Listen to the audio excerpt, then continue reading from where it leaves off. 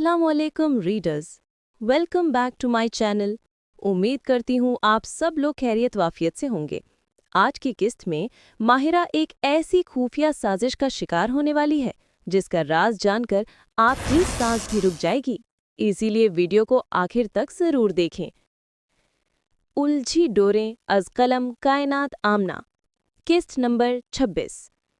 Mahira Chavez से बात करके जैसे ही आलम जहांगीर के कमरे में दाखिल हुई तो चौंक गए। कमरे में एक अजनबी शख्स मौजूद था। उम्र तकरीबन 40-42 के दरमियान, क्लीन शेव, गंदुमी रंग और गहरे हलकों वाली थकी हुई आंखें, जैसे कई घंटों का सफर तय करके सीधा यहाँ पहुंचा हो। वो आलम जहांगीर के बिल्कुल पास बैठा उनसे दिलजोई कर रहा था। भाई, मुझे तो यकीन ही नहीं आया जब बाजी ने फ़ोन पर बताया कि आप उसी मस्जिद में थे जिस पर हमला हुआ। मेरे तो हाथ पांव फूल गए। मैं फ़ौरन यूएस से पहली फ़्लाइट पकड़ के यहाँ पहुँचा हूँ। खुदा का बड़ा शुक्र है कि आप खैरियत से हैं। उसकी आवाज़ में हकीकी घबराहट भी थी और दुख भी। आलम जहांगीर ने गहरा सांस लिया। हाँ भाई, अल्लाह ने बचा लिया। अगर आर्मी वाले वक्त पर ना आते तो शायद आज हम दोनों ये गुफ्तगू न कर रहे होते। अरे भाईजान, ऐसे अल्फाज मुंह से न निकालिए, वो बेइख्तियार बोल उठा। अल्लाह आपको लंबी जिंदगी दे, आमीन। सुम्मा आमीन, माहिरा ने कदरे बुलंद आवाज में कहा ताकि दोनों का ध्यान उसकी तरफ आए। वो आगे बढ़ी तो मर्द ने मुस्कुराकर उसका इस्तकबाल किया। अरे मिस माहिरा, कैसी हैं आप? अल्हम्दुलिल्लाह, बिल्कुल ठीक। लेकिन माफ़ी कीजिएगा, मैंने आपको पहचाना नहीं। वो हल्का सा हंसा। पहचानेंगी कैसे? हमारा तारुफ ही नहीं हुआ अभी तक। मैं रुहेल शहनवाज, आलम भाई का चचाजाद। वो एहतरामन खड़ा हुआ और माहिरा की तरफ हाथ बढ़ाया। ओ, तो आप आलम सर के भाई हैं? माहिरा ने मुसाफा करते हुए जवाब दिया। मैं माहिरा अहमद खान, आलम सर की केयरटेकर। रुहेल ने हाथ जरा देर थामे रखा और हल्का सा दबाया। जानता हूँ। Oh really? माहिरा ने फौरन हाथ छुड़वा लिया। हैरत और हल्की सी बेचैनी उसके चेहरे पर नुमायां हो गई। रुहेल ने मुस्कुराते हुए कहा, जी बिल्कुल, आपने 2 बार भाई की जान बचाई है। मैं तो समझा था कि कल भी आप सुपर हीरो की तरह दहशतगर्दों से लड़ने पहुंच जाएंगी। माहिरा कुछ कहने ही वाली थी कि आलम जहांगीर ने बात काट दी। हाँ माहिरा, मैंने कल 2-3 बार तुम्हें मैसेज किया था, तुम आई ही नहीं। माहिरा ने गहरा सांस लेकर खुद को संभाला। सर, आपकी हिफाजत मेरी जिम्मेदारी ज़रूर है, हर उस जगह जहां मैं आपके साथ हूं। अगर आप बिना बताए कहीं चले जाएंगे तो मैं कुछ नहीं कर सकती। और मिस्टर रुहेल, मैं कोई सुपर हीरो नहीं, मैं सिर्फ एक आम सिक्योरिटी गार्ड या केयरटेकर हूं बस। रुहेल फौरन बोला, लेकिन भाई की हिफाजत करना तुम्हारी जिम्मेदारी है। जी बिल्कुल है, माहिरा ने सख्त लहजे में जवाब दिया। लेकिन दहशतगर्दों से लड़ना मेरी नहीं, वो ड्यूटी पाकिस्तान आर्मी की है और वो वक्त पर पहुंच गई थी। मेरी जिम्मेदारी सिर्फ आलम सर की जाती दुश्मनों तक है। पूरे मुल्क का ठेका नहीं लिया मैंने। रुहेल ने दोनों हाथ हवा में उठा के कहा, ओके ओके, काम डाउन, इसमें गुस्सा करने वाली कौन सी बात है? आपने भाई की 2 बार जान बचाई, ये क्या कम है? माहिरा ने पीछे मुड़कर आलम जहांगीर से पूछा। सर, आपको किसी चीज़ की ज़रूरत तो नहीं? नहीं बेटा, उन्होंने पुरशफीक अंदाज से नफ़ी में सर हिलाया। ओके, तो मैं चलती हूँ, आप दोनों आराम से बात करें। माहिरा ने नरमी से कहा, फिर रुहेल की तरफ मुड़ी। आपसे मिलकर अच्छा लगा सर। रुहेल की मुस्कुराहट जरा मायने खेज हो गई। मुझे भी, और अब तो आपको अच्छा लगता ही रहेगा। आखिर मैं यहीं रहने वाला हूँ, मुलाकातें होती रहेंगी। माहिरा ने हल्का सा सर हिलाया, रस्मी सी मुस्कुराहट दी और बिना कुछ कहे कमरे से बाहर निकल गई। पीछे कमरे में रुहेल और आलम जहांगीर दोबारा गुफ्तगू में मसरूफ हो गए, जबकि दरवाज़ा हल्की सी आवाज़ के साथ बंद होता गया और माहिरा के कदमों में एक अजीब सी बेचैनी जन्म लेने लगी। क्लब में दोपहर के वक्त रश तो कम था, मगर म्यूजिक की बेस अब भी महसूस हो रही थी। घड़ी में 12 बजने में 15 मिनट बाकी थे जब शाहमीर ऊपर की सीढ़ियां उतरता हुआ नजर आया। उसे देखते ही रॉकी फौरन उसकी तरफ बढ़ा। हो गया तुम्हारा ज़रूरी काम?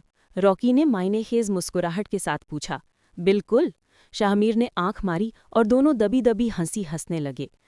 अब चलो ऊपर चलते हैं, बॉस आ गए होंगे। रॉकी की संजीदगी लौट आई। शाहमीर ने सर हिलाया और उसके पीछे पीछे चल पड़ा। दोनों लॉबी की तरफ मुड़े और एक धुंधले से कमरे के सामने रुक गए। रॉकी ने दरवाजे पर दस्तक दी। आ जाओ। अंदर से भारी कड़कदार आवाज आई। दोनों अंदर दाखिल हुए। अंदर का माहौल ऐसा था जैसे किसी ने हवा में कोयले झोंक दिए हों, हर तरफ धुआं ही धुआं। शाहमीर अंदर जाते ही खांसने लगा। यहाँ आग लगी है क्या? चुप कर यार, आग नहीं लगी है, बॉस शीशा पी रहे हैं। राक ने सरगोशी की। शाहमीर ने खुद को संभाला और गहरा सांस लेकर बोला, ओह नाइस फ्रेग्रेंस। कमरे में भारी आवाज गूंजी, बैठ जाओ। हाँ बैठ जाएंगे, मगर पहले कुछ नजर तो आए। शाहमीर झुंझलाकर बोला। अरे यार, नीचे फर्श पर ही बैठ जाते ना। राक ने उसे बाजू से पकड़कर फर्श पर बिठाने की कोशिश की। दिमाग ठीक है तुम्हारा? मैं इतने बड़े बिजनेसमैन का बेटा यहाँ नीचे बैठूंगा? हरगिज नहीं। शाहमीर ने सख्ती से हाथ झटका। तुम्हें अपना काम करवाना है या नहीं? राकी भी तप गया। हाँ करवाना है, लेकिन मैं यहाँ डील करने आया हूँ, भीख मांगने नहीं। अगर तुम्हारा बॉस अपने डीलर्स के साथ यही सुलूक करता है तो सॉरी, मैं ऐसे शख्स के साथ काम नहीं कर सकता। शाहमीर गुस्से में कमरे से निकलने लगा। रुक जाओ। वही भारी आवाज दोबारा गूंजी। राक ने ठीक बताया था तुम्हारे बारे में, बड़े बाप की बिगड़ी हुई औलाद हो, लेकिन गुस्सा बहुत जल्दी आता है तुम्हें। बिगड़ा हुआ जरूर हूं, मगर इज्जत नफ्स से महरूम नहीं। बिजनेसमैन का बेटा हूं, इतना जरूर जानता हूं कि डील हमेशा बराबरी की बुनियाद पर होती है। शाहमीर बिना मुड़े दो टोक लहजे में बोला। इतने में लाइट्स ऑन हो गईं, धुआं कदरे छटा और शाहमीर को सामने का मंजर थोड़ा वाजह दिखाई देने लगा। ठीक है बरखुरदार, पस मंजर से आवाज आई। यहां बैठो, सामने वाली कुर्सी पर। उसे पहली बार अंदाजा हुआ कि कमरे की तरतीब जितनी धुंधली थी उतनी ही सोच समझकर रखी गई थी। सब कुछ ग्रे, ब्लैक और धुएं में धुंधलाया हुआ था। शायद बॉस का यही अंदाज था, अपने चेहरे और इरादों को धुंध में छुपाकर रखना। शाहमीर आगे बढ़ा और कुर्सी पर बैठ गया। सामने बड़े सोफे पर बॉस बैठा था। वो आहिस्ता आहिस्ता शीशे के गहरे कश लेता, धुआं छोड़ता, जिससे उसका चेहरा धुंध में गायब हो जाता। जैसे ही धुआं कुछ कम होता तो बॉस की शख्सियत दिखने लगती, लेकिन वो फिर से वही अमल दोहराता और उसका चेहरा धुंधले मंजर में तब्दील हो जाता। अगर गुस्सा ठंडा हो गया हो तो काम की बात कर लें? बॉस ने पुरसुकून मगर गंभीर लहजे में इस्तफसार किया। बिल्कुल। शाहमीर मुख्तसर जवाब देता हुआ अब भी धुएं में उसका चेहरा तलाश कर रहा था। ये काम क्यों करना चाहते हो? बॉस ने गहरी नजरों से उसे खोजते हुए सवाल किया। अमीर होने के लिए, शाहमीर ने पुरसुकून अंदाज में कहा। लेकिन अमीर तो तुम पहले से हो, तो फिर ड्रग्स का काम करके लोगों की जिंदगियों से खेलने की ख्वाहिश क्यों? बॉस ने जज्बात से आरी लहजे में पूछा। शाहमीर ने कुर्सी की पुश्त से टेक लगाई और बोलने लगा। हाँ मैं अमीर हूँ, लेकिन मेरे बाप की दौलत हम बहन भाइयों में बराबर तकसीम होगी। मैं चाहता हूँ जब ये तकसीम हो तो मैं दूसरों से ज्यादा ताकतवर हूँ। उसके लिए एक साइड बिजनेस जरूरी है। वो तवक्कुफ के बगैर बोला। और रही बात लोगों की जिंदगियों की, तो सबने एक दिन मर ही जाना है। अगर ड्रग्स से नहीं तो बीमारी से, एक्सीडेंट से। मरना तो है, तो मरने से पहले अगर वो मेरे किसी काम आ जाए तो बुरा क्या है? कमरे में एक लम्हे को खफीफ सी खामोशी छा गई। फिर बॉस की भारी आवाज बुलंद हुई। वाह, क्या अजीम सोच है। वो हंस पड़ा। राक ने ठीक कहा था, तुम मेरे काम के बंदे हो। बताओ, कितने की डील करोगे? शाहमीर इम्तिहान में पास हो गया था। उन्हें एक बेज़मीर आदमी की ज़रूरत थी और शाहमीर की शक्ल में वो कमी पूरी हो गई थी। शाहमीर ने हाथ में पकड़ा ब्रीफकेस खोला और मेज़ पर रखा। ये 50 लाख मैं अभी के लिए लाया हूँ, और मुझे ड्रग्स के साथ काबिले एतबार सप्लायर भी चाहिए जो मेरा काम कर सके। पैसों की झलक से बॉस के हाथ लम्हे भर को रुक गए। धुआं कम हुआ तो उसका चेहरा उभरने लगा, लेकिन इससे पहले उसने दोबारा गहरा कश लिया और चेहरा फिर से धुंध में तहलील हो गया। ठीक है, काम हो जाएगा, लेकिन आगे की डील्स के लिए कॉन्ट्रैक्ट साइन करना पड़ेगा। बॉस ने उसे आगे की कार्रवाई के बारे में बताया। ओके, जब कहेंगे कर लेंगे, और पैसे भी आपको तभी मिलेंगे। शामिर ने बैग बंद कर दिया। माल कहाँ पहुंचाना है? बॉस ने बंद बैग की जानिब देखते हुए पूछा। मेरे पास कोई जगह नहीं है, इसीलिए तुम्हारे पास आया हूँ, वरना मार्केट में ड्रग्स की कमी कहाँ है? वो बैग थामते हुए उठ खड़ा हुआ। मतलब? बॉस चौंका। मतलब ये कि मैं पार्टनरशिप चाहता हूँ, हम दोनों मिलकर काम करेंगे। शाहमीर ने अपनी मंशा बताई। बॉस ने धुएं का एक और दायरा छोड़ा। मैं तुम पर यकीन कैसे करूं? वक्त ले लो, आजमा लो, जब यकीन आ जाए तो डील कर लेना। शाहमीर के लहजे में पहली बार एतमाद नजर आया। बॉस ने फैसलाकुन सांस लिया।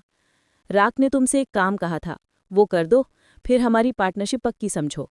उसने शाहमीर को गहरी परखती हुई नज़रों से देखते हुए शर्त रखी। वो काम, वो तो मैं वैसे भी आज रात करने ही वाला था। ठीक है, हो जाएगा। तो फिर कल रात डील भी फाइनल हो जाएगी, बॉस ने अपना फैसला सुनाया। ओके बॉस, मिलते हैं कल रात एक शानदार जश्न के साथ।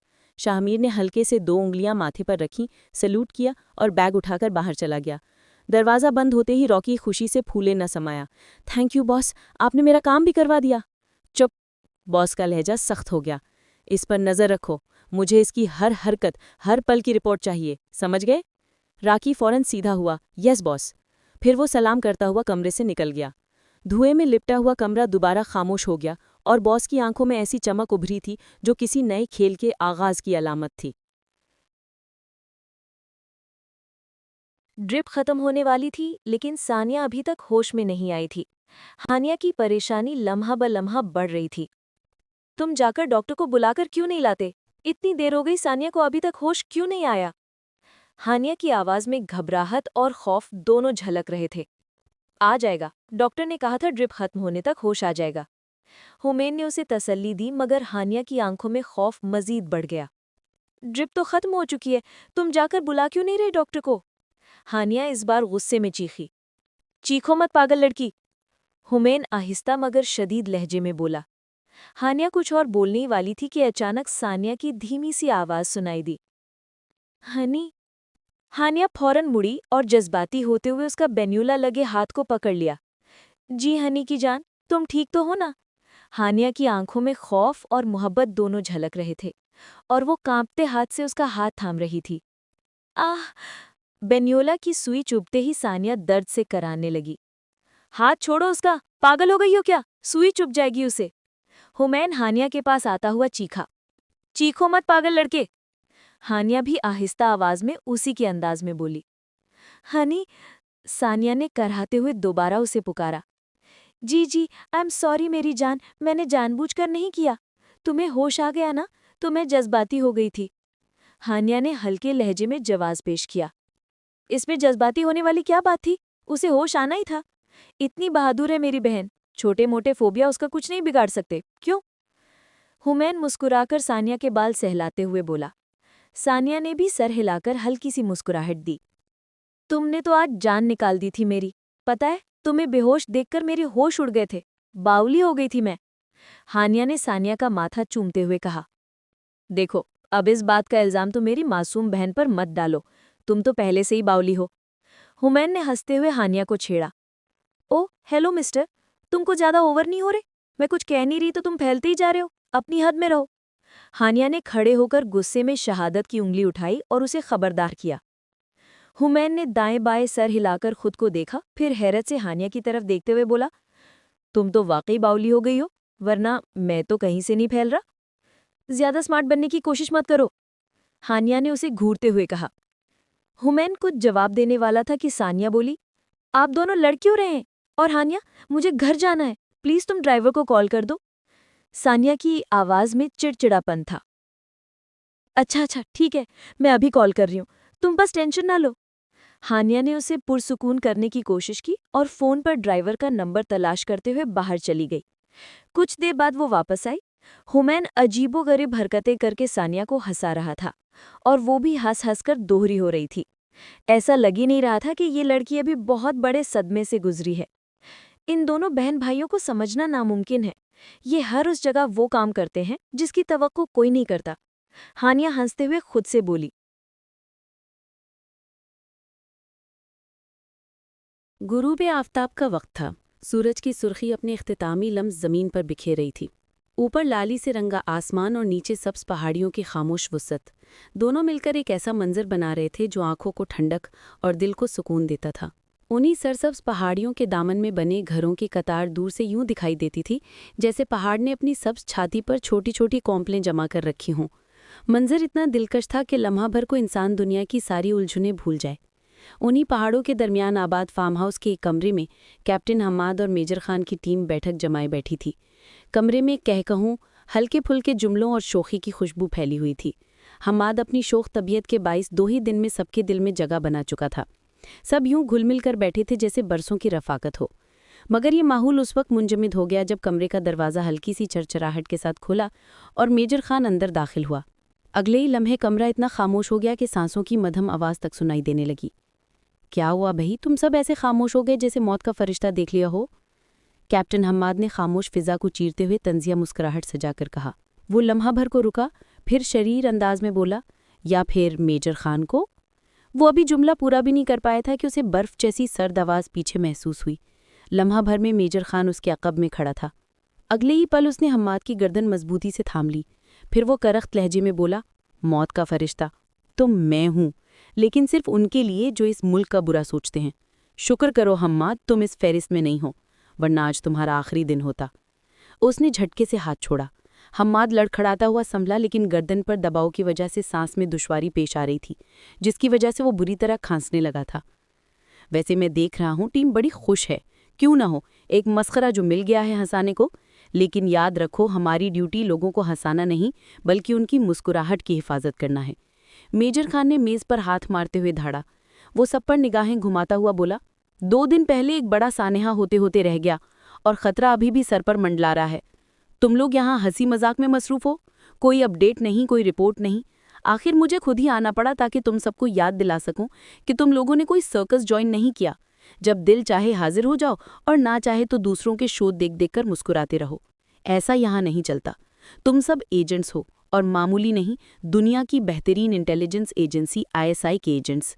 एक ऐसी एजेंसी जिसका नाम सुनते ही दुश्मनों के हाथ पांव कांपने लगते हैं, क्योंकि हम दुश्मन को संभलने का मौका नहीं देते। और ये तब मुमकिन है जब हम हर वक्त चौकन्ने, एक्टिव और मुतहर्रिक रहें। सो आराम का वक्त खत्म। वो कहावत तो सुनी होगी, आराम हराम है। ये सबसे पहले हमारे लिए ही बनी है। अब सब अपने काम पर लग जाओ। मेजर खान ने सख्त लहजे और सख्त गिर तासुरात के साथ सबकी खूब क्लास ली। और आपको किसने कहा कि 2 दिन से हम आराम कर रहे थे? हम्माद ने त्यूरी चढ़ाते हुए पूछा। तुम्हारी अपडेट ने, जो 2 दिन पुरानी है, मेजर खान तलखी से बोला। मैंने तो सुना था मेजर खान की नज़र हर चीज़ पर होती है, फिर हमारी मेहनत पर ये नज़र क्यों नहीं पड़ी? कैप्टन हम्माद ने भवें ऊपर उठाते हुए सवालिया अंदाज में कहा। ये भवें नीचे कर लो, वरना अगर यूं ही अटक गईं तो पूरी जिंदगी एक आंख ऊपर और एक नीचे लेकर घूमते रहोगे। मेजर खान ने उसे ऊपर से नीचे तक देखा, फिर खुश्क तंज से कहा। मेजर खान की बात पर उसके टीम के मेंबर्स दबी दबी हंसी हंसने लगे, जबकि कैप्टन हम्माद ने खिफ़त से खिंची हुई भवें फ़ौरन नीचे करके नॉर्मल अंदाज में दुरुस्त कर ली। मेजर खान ने कुर्सी की पुश्त से टेक लगाते हुए कहा, खैर, अगर वाकई पिछले 2 दिनों में तुम सब ने कोई काम किया है तो अब अपडेट दो। वो सरबराही कुर्सी पर बैठ गया तो कैप्टन हम्माद सीधा होकर आगे बढ़ा। ओके, मैं शुरू करता हूँ। वो मेज़ की दूसरी तरफ खड़ा हो गया, जबकि कैप्टन जैक, चैस और जिया अपनी अपनी कुर्सियों पर बैठ गए। कैप्टन हम्माद ने लाइट्स बंद की और प्रोजेक्टर ऑन किया। स्क्रीन रोशन होते ही उसकी आवाज़ संजीदा हो गई। 2 दिन पहले रात को मेजर खान ने मुझे गजनफर खान की लोकेशन भेजी थी। मैंने फ़ौरन छानबीन शुरू की और पता चला कि गजनफर खान भागकर अपने पुराने यार निज़ाम के अड्डे पर पहुंचा था। अब चले ज़रा निज़ाम की हिस्ट्री और बायोग्राफी देखते हैं। कैप्टन हम्माद ने अगला स्लाइड ऑन किया। 15 साल पहले जब निज़ाम अंडरवर्ल्ड में आया था तो वो बस एक मामूली सा चोर था, लेकिन एक चोरी के दौरान गलती से एक आदमी का कत्ल हो गया। खौफ के मारे कई दिन छुपता रहा, मगर जब वो केस जल्द ही बंद हो गया तो उसका हौसला और बढ़ गया। फिर उसने इंसानी कत्ल को भी मामूली जुर्म समझ लिया और सिपारियों पर लोगों को मारना शुरू कर दिया। अंडरवर्ल्ड में उसकी शोहरत बिजली की रफ्तार से फैली। कमरे में खामोशी छा गई थी। कैप्टन हम्माद ने रिमोट दबाया तो प्रोजेक्टर पर निज़ाम की तस्वीरें और उसके महलनुमा बंगले की झलक नजर आई। हैरत अंगेज बात यह है कि 2 district commissioner, 4 assistant commissioner, 8 contractor, 20 सरकारी मुलाजिम और 4 पुलिस वालों का कत्ल करने के बावजूद ये शख्स पेशावर की डिफेंस कॉलोनी में एक मुअज़्ज़ज़ शहरी की तरह रहता है। हम्माद ने अगला फैक्ट बताया। मेरी इन्फॉर्मेशन के मुताबिक निज़ाम ड्रग्स और लड़कियों की स्मगलिंग में भी शामिल है, लेकिन आज तक कोई उसे पकड़ नहीं पाया, क्योंकि उसके खिलाफ कभी कोई ठोस सबूत पुलिस को नहीं मिला। वो ये कहकर प्रोजेक्टर ऑफ करने लगा था कि पीछे से मेजर खान की गुस्सीली आवाज़ गूंजी। सभी मिले हुए हैं साले, वरना इतने कत्ल के बाद एक सबूत भी ना मिलना नामुमकिन बात है। उसके गुस्से से पूरे कमरे का माहौल संजीदा हो गया। कानून तो अंधा होता है ना सर, जब पुलिस को सबूत ही ना मिले तो वो उसे कैसे गिरफ्तार कर सकती है? कैप्टन जिया ने पुरसुकून मगर संजीदा लहजे में कहा। मगर उसे तो पता चल गया कि निज़ाम एक बुरा आदमी है, मतलब उसने कोई छानबीन तो की होगी और शायद कुछ सबूत भी उसके खिलाफ मिले होंगे। फिर भी अगर निज़ाम आज़ाद है तो इसका सिर्फ एक ही मतलब है, सबूत जानबूझकर नज़रअंदाज किए जा रहे हैं। वो मेज़ पर अपना हाथ रखकर जोर से बोले, एक मुजरिम इतनी आज़ादी से तभी घूम सकता है जब बहुत से ताकतवर लोग उसकी जेब में हों, और ताकतवर लोगों को अपनी जेब में करने के लिए उनकी जेबें भरनी पड़ती हैं।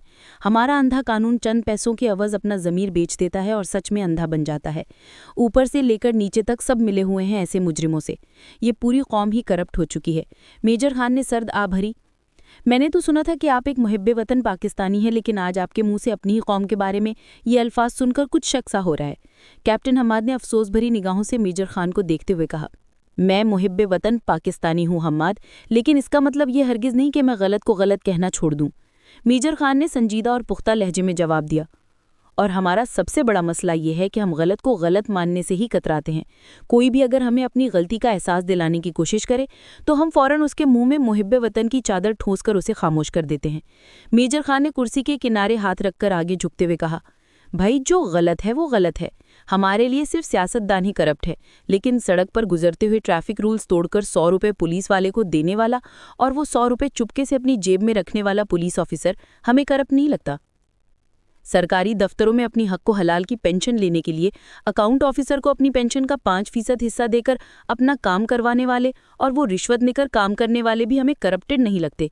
या किराने की दुकान वाला जो हुकूमत की कीमतों से 5-10 रुपये महंगा बेच देता है, उसे भी हम माफ़ कर देते हैं, क्योंकि आखिर गरीब आदमी है, 5-10 रुपये रख लेगा तो कौन सा फ़र्क पड़ जाएगा। अपना काम करवाने के लिए किसी को 500 या 1000 की रिश्वत देनी पड़े तो इससे भी क्या ही फर्क पड़ता है। सब ऐसे ही थोड़े से पैसे देकर कहते हैं, भाई क्या करें, मजबूरी है, पैसे नहीं दिए तो काम नहीं होगा। यहाँ तो पूरा सिस्टम ही खराब है।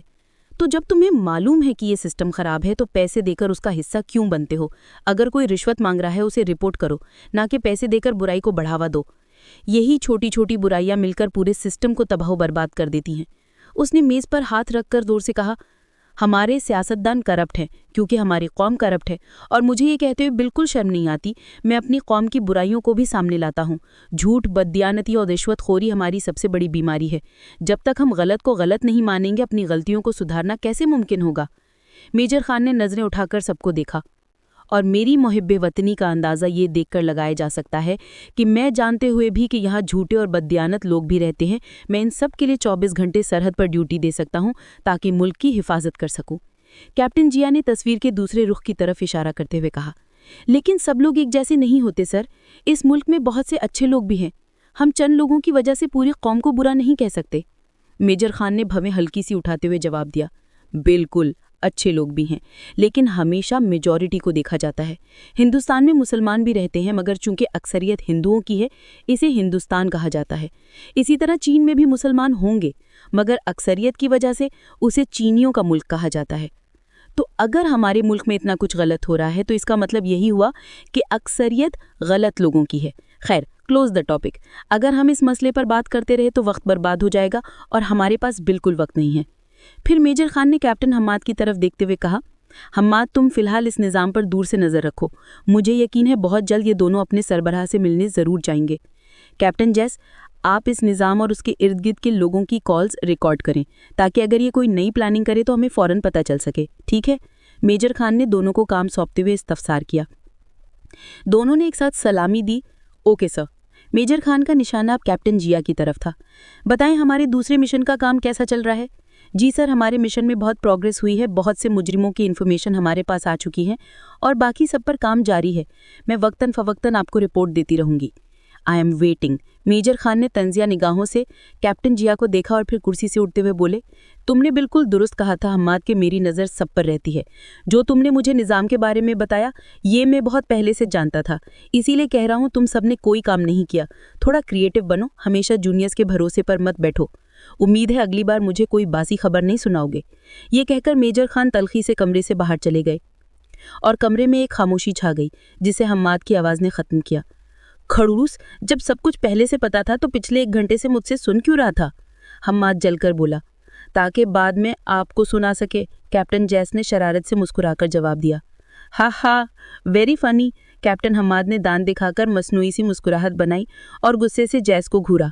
अब देखना, ऐसी खबर लाकर दूंगा कि उसकी आंखें फटी फटी रह जाएंगी। फिर उसने मुट्ठियां भींचते हुए कहा। ये कहते ही वो गुस्से से कमरे से बाहर निकलने लगा। अभी वो दरवाजे तक पहुंचा ही था कि पीछे से तीनों ने मिलकर ऊंची आवाज में हाँक लगाई, और हम सब जानते हैं कि ऐसा होना नामुमकिन है, जिसे सुनकर हम्माद तैश से दरवाजा पटक कर बाहर चला गया। दरवाजा धड़ाम से बंद होते ही वो सब उसके गुस्से पर हंसने लगे। हानिया सानिया को सहारा देते हुए आलम मेंशन के लाउंज में ले जा रही थी कि सानिया की हालत देखकर फातिमा बेगम और जरताशा बेगम दौड़ती हुई उनके पास आ गईं।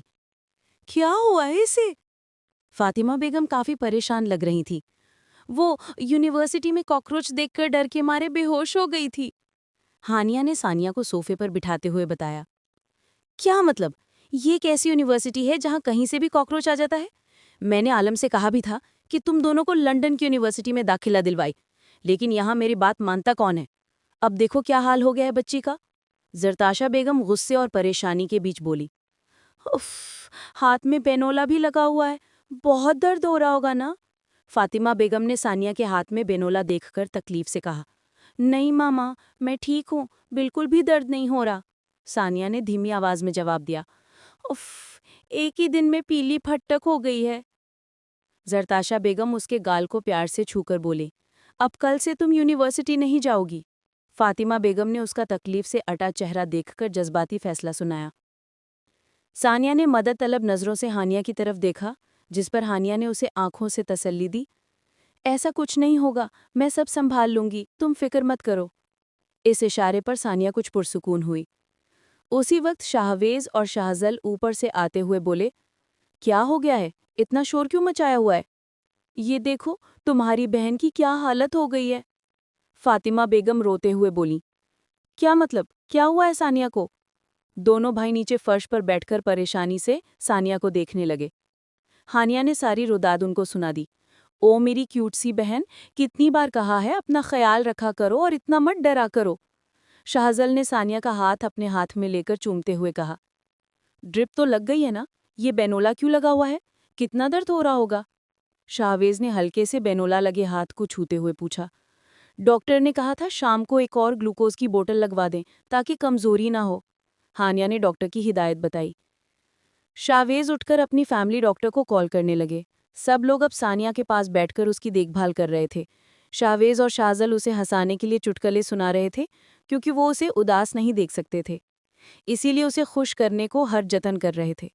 और क्यों ना करते, आखिर को वो उनकी लाडली बहन थी। हानिया काफी देर वहां खड़ी रही, फिर सबको सानिया का ख्याल रखते देखकर उदासी और खुशी के बीच उलझते हुए ऊपर अपने कमरे की तरफ जाने लगी। खुशी इस बात की कि सानिया अब ठीक थी, और दुख इस बात का कि सब उसका ख्याल वैसे क्यों नहीं रखते जैसे सानिया का रखते हैं। क्या वो सबके लिए अहम नहीं थी? ये सोचते हुए वो ऊपर से आती हुई माहिरा से टकराई। आह! हानिया दर्द से कराही। अरे क्या हो गया है लड़की, क्यों बावली हुई फिर रही है? माहिरा फौरन उसे संभालते हुए बोली। बावली? मैं बावली लगती हूँ क्या? हानिया ने दुख भरी आवाज में इस्तिफसार किया। वो भी यही कहता है कि मैं बावली हूँ। फिर वो सीढ़ी के जीने पर बैठ गई और सर पकड़कर रोने लगे। वो कौन? माहिरा ने इस्तिफामिया नजरों से पूछा। वो हमीन, वो भी यही कहता है कि मैं बावली हूँ। हानिया ने जल्दीबाजी में जवाब दिया। हमीन? तुम्हारी हमीन से बात होती है क्या? माहिरा ने हैरत से पूछा।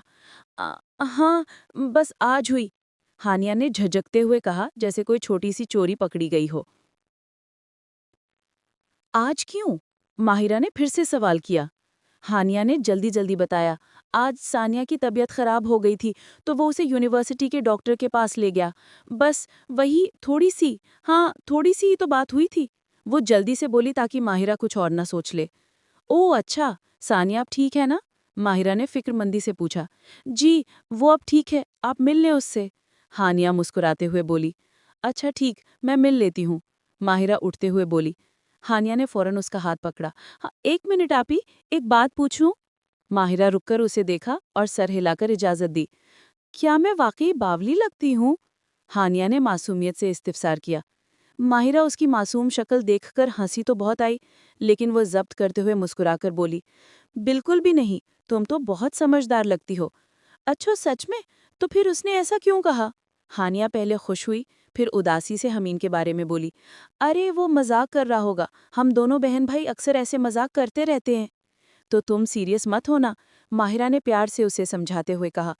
हानिया ने माहिरा की बात सुनकर हल्की सी मुस्कुराहट दी। अच्छा, अब मैं सानिया से मिल लूं, तुम ऊपर जाकर चेंज कर लो।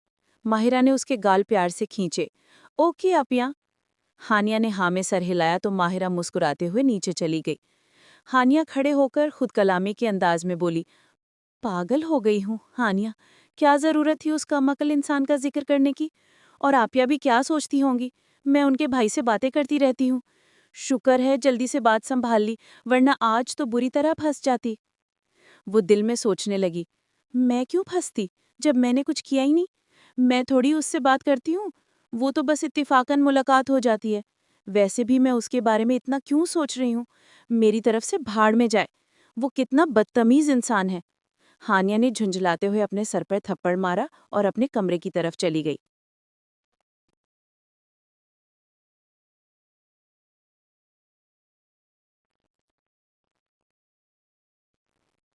रात का वक्त था। माहिरा आलम जहांगीर को दवाई देने के बाद अपने कमरे की तरफ जा रही थी। कॉरिडोर सन्नाटा था, सिर्फ दूर कहीं से हवाएं सरसराहट कर रही थीं। जैसे ही वो अपने कमरे के करीब पहुंची, बालकनी की तरफ से अचानक कुछ अजीबो-गरीब आवाजें सुनाई दी। दिल की धड़कन तेज हो गई और तजस्सुस उसे बालकनी की तरफ ले आया, ये देखने के लिए कि ये आवाजें किस चीज की हैं। लेकिन वहां कुछ भी नहीं था, सिर्फ खामोशी और हल्की हल्की हलचल जो हवा के झोंकों से पैदा हुई लग रही थी। माहिरा ने आसपास देखा और जैसे ही वो वापस जाने के लिए मुड़ी, तभी अचानक उसके कंधे के करीब किसी ने इंजेक्शन लगा दिया। इंजेक्शन की चुभन से माहिरा के चेहरे पर दर्द और हैरत के तासुरात फूट पड़े। दर्द के बावजूद वो फौरन पीछे मुड़ी और सामने देखकर उसकी सांसें रुक गईं। उसके मुकाबिल शाहमीर खड़ा था, चेहरे पर फातिहाना मुस्कुराहट सोजाए और हाथ में गन के अंदाज में इंजेक्शन पकड़े। उसकी चमकती हुई निगाहें माहिरा को घूर रही थीं। माहिरा ने मुतहय्यर नज़रों से उसके हाथ में मौजूद इंजेक्शन को देखा। अब फांसी है ये चिड़िया मेरे जाल में, शाहमीर ने इंजेक्शन वाले हाथ को घुमाते हुए कहा। माहिरा की आंखों ने गुस्सा और खौफ दोनों छलक उठे। वो उसे मारने की नीयत से आगे बढ़ी, लेकिन उससे पहले कि वो शाहमीर पर हमला करती, अचानक उसे एक जोरदार चक्कर आया और माहिरा बेहोश होकर गिरने लगी। इससे पहले वो बुरी तरह जमीन बोस होती, शाहमीर ने फौरन उसे अपनी गिरफ्त में ले लिया, माहिरा की कमर में मजबूत हाथ डालकर उसे गिरने से बचाया। वो चंद लम्हों के लिए खामोश रहा, सिर्फ माहिरा के बेहोशी और हल्की सांसों की आवाज़ सुनते हुए।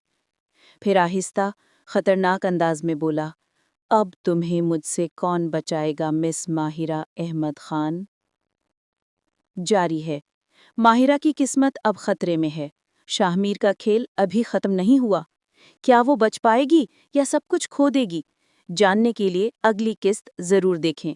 अगर आपको ये वीडियो पसंद आई तो लाइक जरूर करें, कमेंट्स में बताएं आप किसका साथ देंगे। अभी चैनल को सब्सक्राइब करें और बेल आइकन दबाना ना भूलें ताकि अगली वीडियो का नोटिफिकेशन आपको मिल सके। चलें मिलते हैं अगली वीडियो में, तब तक अपना ख्याल रखें, खुश रहें और खुशियां बांटते रहें। अल्लाह ताला आप सबका और मेरा हामी और नासिर रहे। आमीन सुम्मा आमीन या रब्बल आलमीन।